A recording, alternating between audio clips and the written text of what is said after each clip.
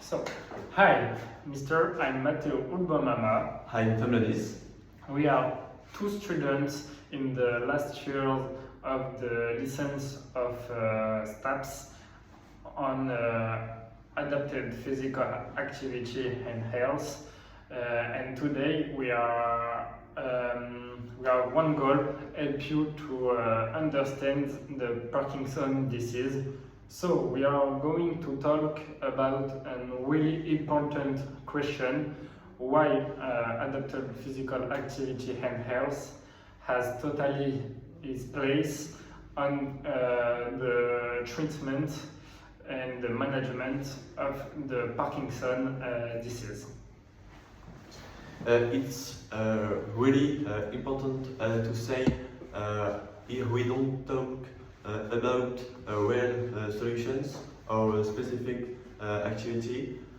However, the goal of this video is to explore the causes and the consequences of this disease and why adapted physical activity can meet these needs.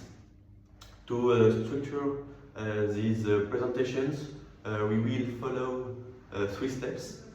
In the first time, we give the definitions of adapted physical activity and health. Next, we talk about Parkinson's disease, and finally, why adapted physical activity and health is relevant in this context. Adapted physical activity and health, it means that enable to the mobilization of people who, due to their physical, mental, and social condition, cannot engage physical activity in normal condition. On the contrary, in the classic sports, adapted physical activity is based on the physiology, biomechanics, and psychological states. Here, this type of practice is not only for the disease, but really for the person in front of us, his capacity, his needs, and his limits to practice. To begin, we are going to talk about Parkinson's disease. Parkinson's disease is a chronic neurodegenerative disorder. Indeed, it occurs due to the destruction of dopaminergic neurons in the cerebellum, regions of the brain responsible for movement control. This disease is the second most common disease after Alzheimer's. In fact, it affects more 200,000 people in France. It generally appears after 16 years old and represents a major public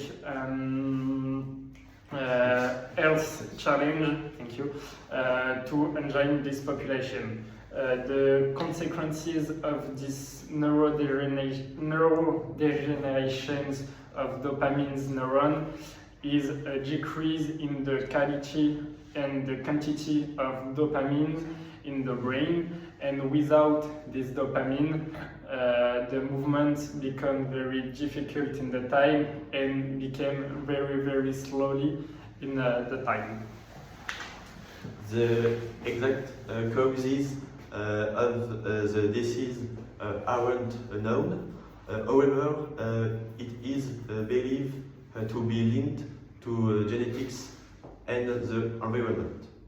This disease is a slowly progressive conditions that can be divided into several phases.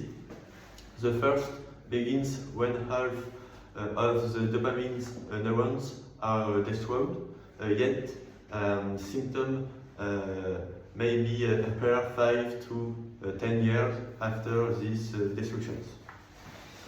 At this stage of this decrease, the brain uses the neuroplasticity. It's the creation of a new neuron new neuronal connection in your brain with your experiments to compensate the initial disorder, but the disease progress in the time step by step until the 5th stage, where the person cannot walk and lost his autonomy. When a person significantly reduces their level of physical activity, can happen after hospitalizations, prolonged immobilizations, and or due to chronic illness. The body adapts by gradually decreases its capabilities. So this phenomenon is called deconditionating. It corresponds to a set of physiological and functional changes that limit exercise tolerance and lead to loss of dependence. Rigidity reduces flexibility, instability increases the risk of falls, and the sedentary lifestyle promotes other pathology. The disease also causes a loss of self-confidence, social isolation, and an increased risk to develop anxiety and depression. As this disease progresses, the person sees their physical ability and his dependence decline,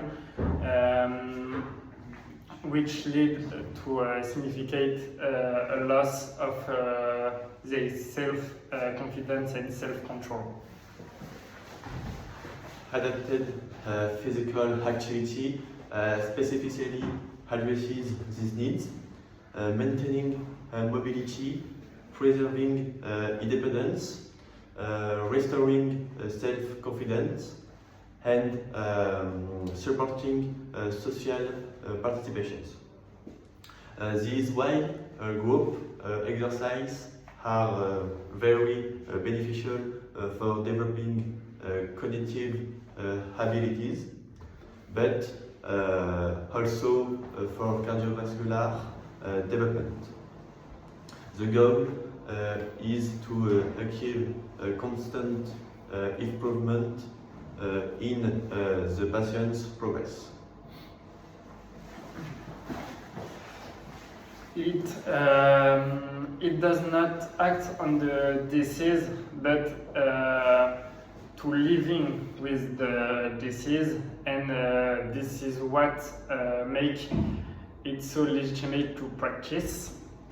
However, this is the renewed energy for activity, even if there is still of the minimum of the autonomy.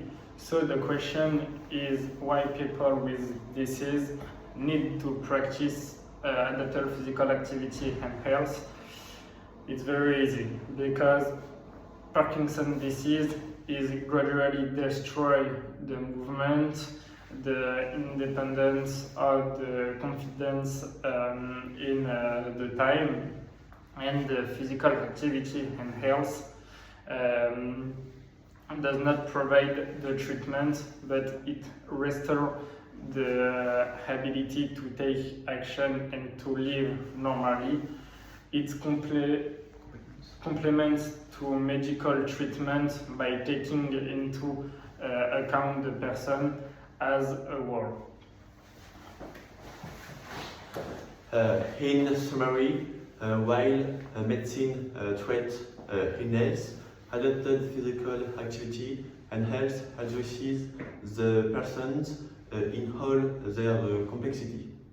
And that is precisely why it is indispensable.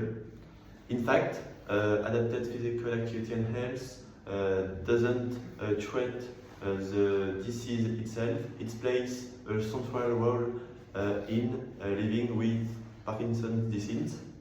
It maintains mobility, reduces fall risk, supports independence, strengthens confidence, and enriches social participations. They treat the person, their needs, limitations, and our potentials. When people comes to adapted physical activity sessions. And this is precisely why adapted physical activity and health has a full and essential place in the management of the Parkinson's disease.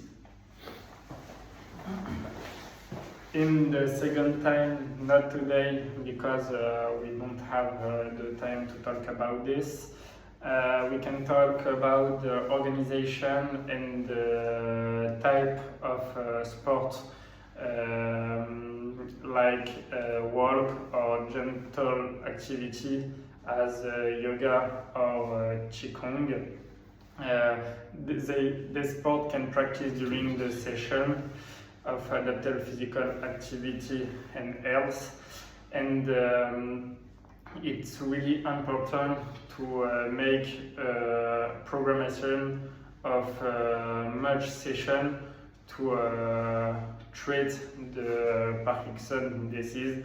So we hope you like this presentation, and have a good day. Bye. And, bye-bye.